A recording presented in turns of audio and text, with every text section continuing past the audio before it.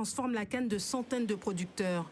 Un pilier industriel de la filière, aujourd'hui directement concerné par les effets de l'accord. La conséquence directe, c'est qu'on va avoir à nouveau des nouvelles quantités massives de sucre d'Amérique du Sud qui vont rentrer sur le territoire européen.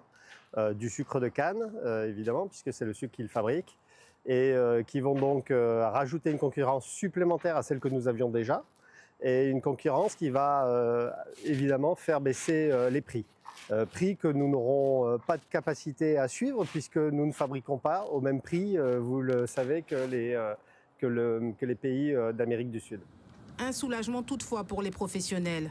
Le sucre spécial, à plus forte valeur ajoutée, ne fait pas partie de l'accord. Nous avons réussi à cantonner l'ouverture des frontières uniquement à ces sucres qui sont à raffiner, donc ces sucres de canne qui deviennent des sucres blancs, et les sucres spéciaux qui sont, comme vous le savez, un gros enjeu pour la Guadeloupe, mais aussi pour d'autres territoires, comme la Réunion.